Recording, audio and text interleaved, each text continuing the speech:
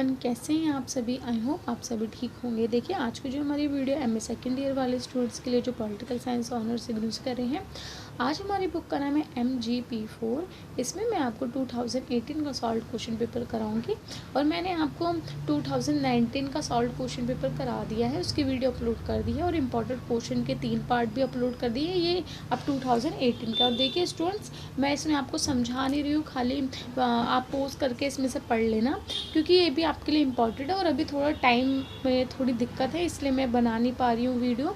तो आप इसको पढ़ लेना। मेरे को अगर टाइम मिलेगा रात में तो मैं रात में अपलोड कर दूँगी, अगर दिन में टाइम मिला कल मॉर्निंग में तो मॉर्निंग में एक वीडियो अपलोड कर दूँगी 19 की या फिर 18 में से कोई भी, जिसको मैं आपको समझा भी दूँ। नहीं तो बाकी आप ये पोस्ट करके पढ़ लेना, बहुत ईजी लैंग्वेज है, आपको समझ भी आ जाएगी और ये क्वेश्चन इंपॉर्टेंट भी है सारे, तो प्लीज़ इन सबको पढ़ के जाना।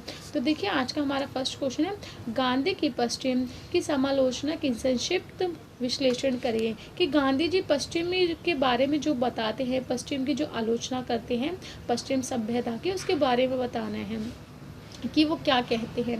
तो मैंने आज मॉर्निंग में एक क्वेश्चन बताया था, उसमें भी बताया था कि गांधी जी पश्चिमी सभ्यता को अच्छा नहीं मानते, उसकी आलोचना करते हैं, क्योंकि वह औद्योगिकरण को ज़्यादा सपोर्ट करते हैं और उन्होंने वजह से ही आपका कहते हैं भेदभाव हुआ है, अमीर लोग अमीर होते जा रहे हैं और मजदूरी बढ़ रही है। ये सब चीज़ें इसमें बताई गई हुई, तो आप इन सब चीज़ों को पोस्ट करके पढ़ लेना। और इससे क्या हुआ है, जो हमारी पश्चिमी सभ्यता, इससे हमारी जीवन शैली, हमारी संस्कृति पे प्रभाव पड़ा है, क्योंकि आप सभी को पता है कि हमारा जो संस्कृति है, चलन है, वो सब चेंज हो गया है पश्चिमी सभ्यता के कारण। तो वो सब चीज़ें इसमें बताई गई हैं, तो आप इसको पोस्ट करके पढ़ लेना, क्योंकि इम्पॉर्टेंट है सारे क्वेश्चंस। बाकी आप 19 का ज़रूर पढ़ के जाना, पोस्ट करके सारे क्वेश्चन, और इम्पॉर्टेंट क्वेश्चन तो मैंने समझा ही दिए, और इसका भी पढ़ के चल जाना। और अब आपको कल के एग्ज़ाम के लिए बेस्ट ऑफ लक। अच्छे से एग्ज़ाम दे के आना और फास्ट लिखना और सारे क्वेश्चन अटैम्प्ट करके आना। और देखिए, इसी प्रकार से क्वेश्चन है, आप इसको पढ़ लेना। और देखिए स्टूडेंट, जैसे ही मेरे को टाइम मिलेगा मैं आपको ये समझा दूंगी, अगर टाइम मिल पाया मेरे को कल तक मॉर्निंग तक, क्योंकि देखिए रात में तो अब मैंने ये अपलोड कर दूंगी, उसके बाद अगर रात में 12-1 बजे तक कुछ टाइम हुआ तो मैं इसको पक्का बना दूंगी, अगर नहीं हुआ तो प्लीज़ आप इन सबको पोस्ट करके ज़रूर पढ़ के चल जाना, क्योंकि ये टफ हुई, समझा भी नहीं पाई क्योंकि टाइम की वजह से, और मैं आपको ये टाइम होता तो, और ये ईजी आप वैसे भी खुद भी सब समझ सकते हैं। बाकी मैंने सॉल्व करा दिए हैं आपको सारे क्वेश्चन, ताकि आपको कहीं से ढूंढने ना पड़े, और किसी के पास अगर अवेलेबल ना हो मटेरियल तो वो इसमें से खाली वीडियो में से देख के पढ़ सके। अब देखिए, नेक्स्ट क्वेश्चन है, गांधी के अनुसार स्वशासन और ये खाई है, ये यहाँ पे बीच में कुछ गलत है, अवगुमान जो है, ये बोले खाई जो गांधी जी के अनुसार है कि जो हमारे स्वशासन है उसको कैसे हम सही कर सकते हैं, और जो खाई है उसको कैसे दूर कर सकते हैं, मतलब कि खाई को कैसे दूर करने में सहायक है स्वशासन जो होता है, स्वशासन जो खुद का शासन होता है, उसके बारे में बता रहे हैं कि स्वशासन किस प्रकार से जो खाई होती है उसको भरने में और उसको दूर करने में मदद करता है, तो वो इसमें बताना है आपको। तो आप ये भी पढ़ सकते हैं, बहुत ईजी है। देखिए, स्वशासन का मतलब होता है खुद का शासन, खुद का जो शासन होता है, जिसमें कोई राज्य है ये हस्तक्षेप नहीं करते और लोग क्रांति करते हैं अहिंसा के माध्यम से। नहीं, इसमें और कुछ है थोड़ा, हाँ, गांधी जो है वो क्रांति, जो हिंसक क्रांति होती है उसको नकारते हैं, उसके बारे में बताया गया है। और उन्होंने राष्ट्रीय, मतलब कि राष्ट्रीयता को बढ़ावा तो दी है, परंतु राज्य को नहीं देते, कि एक देशभक्ति की भावना होनी चाहिए लोगों में, ये सब चीज़ें इसमें बताई हैं। तो आप ये पॉइंट फिर आगे आप ये सब पढ़ लेना, इसमें क्या बताया गया ब्रिटिश के बारे में जो है, कि उनसे मुक्ति के लिए भारत ने क्या क्या किया, भारत ने किस प्रकार से संघर्ष किया, वो सब है इसमें। और खाली ये क्वेश्चन स्वशासन के ऊपर भी आ सकता है, क्योंकि मैंने टिप्पणी में दिया था 2019 की, तो आप स्वशासन खाली लिखा है, फिर भारत का गांधी जी का स्वशासन किसी भी प्रकार से आए तो आप ये आंसर उसका लिख देना, क्योंकि है ये।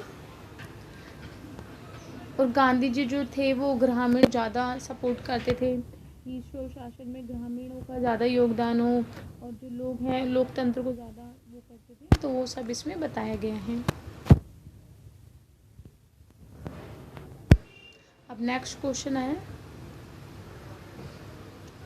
देखिए गांधी जी की राजनीतिक चिंतन की सामायिक प्रासंगिकता की चर्चा कीजिए। कि गांधी जी राजनीतिक के बारे में बोलते हैं उसके बारे में इसमें बताना, राजनीतिक भी आएगा और इसमें राज्य भी आएगा। तो वही इसमें बताया जाएगा कि कैसे गांधी जी जो थे वो राज्य और राजनीतिक को, इन सब संस्थाओं को सही नहीं मानते थे। वो कहते कि राज्य में भ्रष्टाचार होता है, लोगों के ऊपर हिंसा होती है, शोषण होता है, वो सब चीज़ें इसमें बताई गई हैं। और बोलते हैं ऐसे समाज की वो स्थापना करना चाहते थे जिसमें नैतिकता के ऊपर सब चीज़ हो। तो देखिए मैं आपको ऐसे ओवरऑल बता रही हूँ, अभी मैंने इसको अच्छे से पढ़े ही नहीं है, क्वेश्चंस के अकॉर्डिंग बता रही हूँ, आंसर हो सकता है, बट मैंने अभी इसके अंदर रीड नहीं किया कुछ भी। तो मैं ऐसे बता रही हूँ, आप इसको एक बार सुन लीजिए और पढ़ना ज़रूर इसको कि इसके अंदर क्या बताया गया है। और देखिए इसमें क्या है कि वही वो बोलते हैं कि राजनीतिक जो होती है वो सही कार्य तरीके से करना चाहिए उन को जो भी है, और अहिंसा का मार्ग अपनाना चाहिए राज्य को। राज्य के ऊपर और राजनीतिक के ऊपर इसमें बताया गया कि राजनीतिक कैसे होते हैं, आप सभी को बताएं, और उसमें कितना भ्रष्टाचार और एक ही के हाथों में शक्ति होती है। अब ये सब चीज़ें हैं, तो गांधी जी इन सब चीज़ों का विरोध करते हैं। गांधी जी बोलते हैं कि ऐसी सब चीज़ें नहीं होनी चाहिए, राज्य अगर स्थापित हो भी रहे हैं तो उस लोगों की भलाई के लिए कार्य करे, लोगों का मतलब कि लोगों से सलाह मशवरा या उन लोकतंत्र की स्थापना हो, इन सब के सपोर्ट में है। तो गांधी जी का सेम ही है सब चीज़ों में।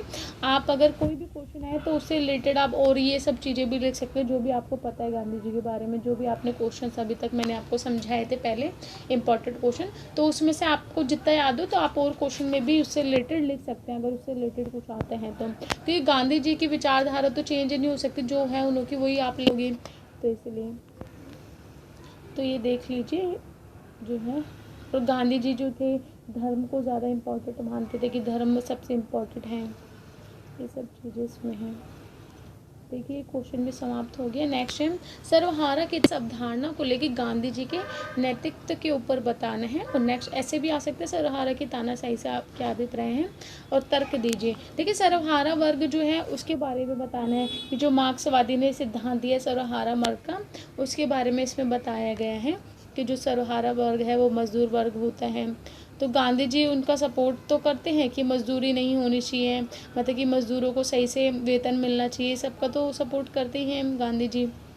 तो वही सब चीज़ें इसमें बताई गई हैं। और आपको मार्क्सवाद के सिद्धांत तो पता ही हो कि जो मार्क्सवादी हैं वो बोलते हैं कि पूंजीवाद की वजह से ही ये सर्वहारा वर्ग इतना शोषण हो रहा है इसके ऊपर, श्रमिकों के ऊपर, और तभी ये एक साथ मिलकर क्रांति करेंगे और जो क्या कहते हैं तो वहाँ पे पूंजीवाद है उसको पूर्ण रूप से हटा देंगे। ये वो सब चीज़ें बताना शाही सरकार होती है, वही सर्वहारा के ऊपर शोषण करती है, ये सब चीज़ें हैं इसमें। तो आप इसको पढ़ सकते हैं, बहुत ईजी है, इसमें बिल्कुल टफ नहीं है। आपने मार्क्सवादी अगर आपके पास MGP3 थी, कुछ बुक का नाम था ऐसा, जिसके अंदर मैंने मार्क्सवादी के सिद्धांत है सर्वहारा वर्ग के बारे में बताया है।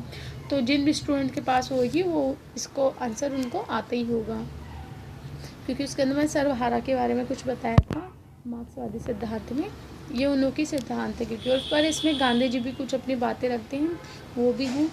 आप देखिए सत्याग्रह की अवधारणा से आप क्या समझते हैं, ये शायद मैंने आपको करवा दिया है पहले तो, और इसकी तकनीकी क्या है। तो देखिए सत्याग्रह का अर्थ क्या होता है, ये मैंने आपको शायद 2019 वाले क्वेश्चन में करवाए हैं या फिर इम्पोर्टेंट क्वेश्चंस में, बट इसमें भी रिपीट हो गया तो कोई नहीं, आप सत्याग्रह वाला देख लेना, सत्याग्रह क्या होते हैं, गांधी जी क्या बोलते हैं सत्याग्रह की, कि सत्य की मार्ग पे चलना, ये सब चीज़ें इसमें बताई जाएंगी कि गांधी जी सत्याग्रह को बहुत इंपॉर्टेंट मानते हैं। सत्याग्रह से आप अपने लक्ष्य की प्राप्ति कर सकते हैं, आपके साधन जो होते हैं वो अच्छे हो जाते हैं, वो सब है इसमें। सत्याग्रह की क्या तकनीकें होती हैं, अभी इसके पॉइंट है, इनके पॉइंट आप सबके याद करके जाना, जिसमें भी आपके पॉइंट मैंने करवाएंगे वो पॉइंट ज़्यादा इंपॉर्टेंट है। पॉइंट करोगे तो आप फिर उसके अंदर का कुछ भी लिख सकते हो बना के उससे रिलेटेड ही, तो वो पॉइंट ज़्यादा इंपॉर्टेंट होता है कि जो चेकर है उसको पता चल जाता है हाँ इसने इससे रिलेटेड ही क्वेश्चन लिखे है पॉइंट में, तो इसलिए तो आप ये सब पढ़ लेना।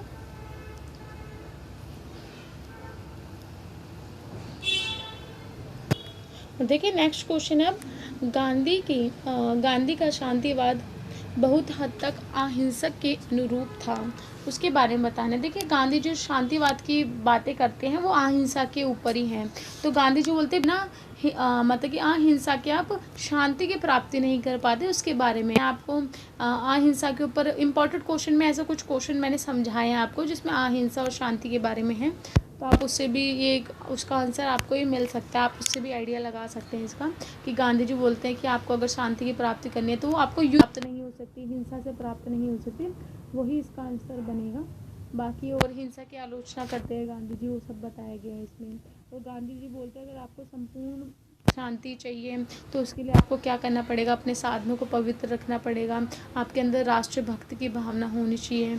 ये सब चीज़ें इसमें बताई गई हैं कि आपको जो परमाणु युद्ध होता है उसकी निंदा, मतलब निंदा करते हैं वो, ये सब चीज़ें। और उनका जो सिद्धांत है शांतिवाद का एकवादी है ज़्यादातर, तो ये सब इसमें बताए गए हैं, तो आप ये पढ़ लेना। और ये बहुत इजी क्वेश्चंस हैं और ये क्वेश्चन भी हमारा समाप्त होते हैं। नेक्स्ट है सांस्कृतिक हिंसा। अभी सांस्कृतिक हिंसा जो है ये आप देखना इसमें क्या बताया गया है कि सांस्कृतिक हिंसा जो होती है, और एक मैंने आपको एक और हिंसा बताई थी पहले, इससे पहले कुछ इंपॉर्टेंट क्वेश्चन बताए थे मैंने, समझाए थे ना, उसके अंदर मैंने आपको बताया था 2 हिंसा के बारे में, एक सांस्कृतिक हिंसा थी और एक और था उसका नाम, उसमें मैंने आपको एक क्वेश्चन समझाया था, बट ये इसका आंसर थोड़ा अलग है इसमें। सांस्कृतिक हिंसा में ये होता है कि संस्कृति के ऊपर भेदभाव करा जाता है, आपकी भाषा, रीति रिवाज, इन सब को लेके, तो वो सब इसमें बताए गए हैं सांस्कृतिक को लेके कि इसको, हाँ, अप्रत्यक्ष हिंसा जो होती है वो होती है सांस्कृतिक हिंसा, याद आ गया। संरचनात्मक हिंसा जो होती है वो सांस्कृतिक हिंसा भी उसमें होती है, क्योंकि आपको पता है संरचनात्मक हिंसा में क्या होता है कि भेदभाव किया जाता है जात पात को लेके सब, तो ये सब सांस्कृतिक में भी आती हैं, तो वो इसमें बताया गया है कि इस पर शोषण होता है किस प्रकार से। नेक्स्ट है अति राष्ट्रवाद। तो देखिए अति राष्ट्रवाद वो होता है जिसमें फांसीवाद, देखिए अति राष्ट्रवाद आपका है तो आपको फांसीवाद का ही लिख के आना है उसमें, तो फांसीवाद मैंने आपको समझा रखे, वही सब है इसमें। अति राष्ट्रवाद मतलब होता है ज़्यादा उग्र राष्ट्र जो होते हैं ना, जिसमें शोषिया जाता है लोगों का और उनके अधिकारों को छीना जाता है, वो सब चीज़ें इसमें बताई गई हैं, तो आप ये पढ़ सकते हैं। बस हमारे क्वेश्चन यही सारे समाप्त हो गए। तो देखिए इसमें अब मैंने ऑप्शन जो समझाए नहीं है 2018-19, तो इम्पॉर्टेंट क्वेश्चन में से आपके इसके आंसर आराम से आप बना के लिख सकते हो, परंतु आप इसको पढ़ लेना ताकि आपको बिल्कुल जो टिपिकल आंसर होते हैं वो पता चल जाए, नहीं तो आप इसको बना के आराम से लिख सकते हो। बहुत ईजी है ये बुक और इसके क्वेश्चंस भी।